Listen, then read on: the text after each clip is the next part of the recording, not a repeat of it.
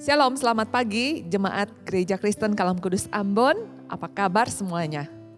Jumpa lagi di dalam Sapaan Pastoral. Mari kita sama-sama berdoa. Bapa, firman-Mu berkata, carilah dahulu kerajaan Allah dan kebenarannya, maka semuanya akan ditambahkan kepadamu. Itu sebabnya pada pagi hari ini, sebelum kami memulai segala aktivitas kami mau mencari Tuhan dan kebenaran-Mu. Tolong kami Tuhan, teduhkan dan tentramkan hati kami. Beri kami telinga yang dengar suara-Mu, sehingga kami semakin memahami jalan-jalan Tuhan, pikiran Tuhan dan hatinya Tuhan. Di dalam nama Yesus kami sudah berdoa dan mengucap syukur. Haleluya, amin. Jemaat sekalian, renungan pagi hari ini diambil dari Injil Lukas pasalnya yang kelima ayat 12-15. Yesus menyembuhkan seorang yang sakit kusta. Pada suatu kali Yesus berada dalam sebuah kota. Di situ ada seorang yang penuh kusta. Ketika ia melihat Yesus, tersungkurlah ia dan memohon, "Tuan, jika Tuan mau, Tuan dapat mentahirkan aku." Lalu Yesus mengulurkan tangannya, menjamah orang itu dan berkata, "Aku mau, jadilah engkau tahir." Seketika itu juga lenyaplah penyakit kustanya. Yesus melarang orang itu memberitahukannya kepada siapapun juga dan berkata, "Pergilah, perlihatkanlah dirimu kepada imam dan persembahkanlah untuk pentahiranmu persembahan, seperti yang diperintahkan Musa, sebagai bukti bagi mereka." Tetapi kabar tentang Yesus makin jauh tersiar, dan datanglah orang banyak berbondong-bondong kepadanya untuk mendengar dia dan untuk disembuhkan dari penyakit mereka. Akan tetapi ia mengundurkan diri ke tempat-tempat yang sunyi dan berdoa. Bapak Ibu Saudara, saat seorang pria yang menderita sakit kusta ini melihat Tuhan Yesus, tahukah Bapak Ibu bahwa di dunia kuno penyakit kusta ini adalah penyakit yang mengerikan sekali dan mematikan, ya, yang paling ditakuti di dunia lebih daripada corona. Dan penyakit ini disebabkan oleh bakteri yang bercirikan terbentuknya ada modulus-modulus yang tersebar di seluruh tubuh serta mengakibatkan mati rasa, ya, dan kerusakan semua anggota tubuh. Karena penuh dengan kusta, pria ini tidak lagi punya harapan untuk sembuh. Dia datang kepada Tuhan Yesus dengan perasaan yang sangat membutuhkan dan dia sangat putus asa. Nah, menurut hukum Yahudi, seseorang itu harus jaga jarak 2 meter dengan orang yang menderita kusta.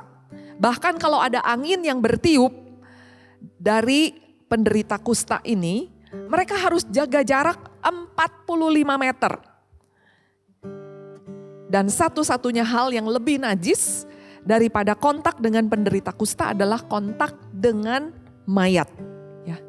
Kusta pada zaman dahulu itu dianggap sebagai gambaran dosa dan hukuman atas dosa. Penyakit menular ini melemahkan dan merusak korbannya dan membuat dia mati saat dia masih hidup.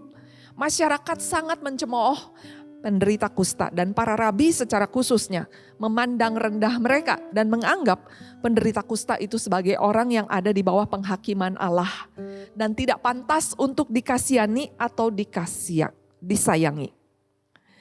Penderita kusta bukan hanya mengalami sakit secara fisik, tapi secara emosi, secara kejiwaan, bahkan secara relasi. Mereka merasa malu, mereka merasa ngeri.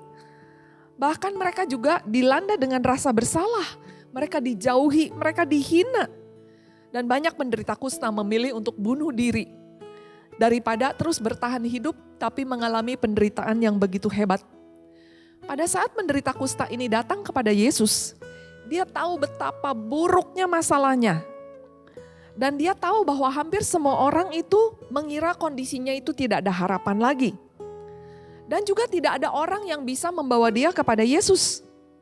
Sebelumnya juga tidak pernah ada orang yang mungkin pernah sembuh Sehingga dia tidak ada gambaran sama sekali. Dia juga tidak mendapat undangan dari Tuhan Yesus atau murid-muridnya. Dan dia pasti merasa malu di tengah keramaian banyak orang. Dan jemaat, bayangkan Tuhan Yesus mengulurkan tangannya dan menyentuh orang kusta ini. Padahal Tuhan Yesus tidak perlu menyentuh penderita kusta ini karena bisa menular untuk menyembuhkan si kusta ini. Ya, Tuhan Yesus bisa menyembuhkan hanya dengan mengucapkan firman saja. Dan juga hanya dengan pikirannya Tuhan Yesus bisa melakukan mujizat itu. Tapi justru Tuhan Yesus dengan sentuhan menunjukkan belas kasihan kepada orang yang dibuang dari masyarakat. Di satu sisi Tuhan Yesus juga tahu bahwa di dalam Kristus semua batasan aturan dan tradisi manusia itu dihancurkan.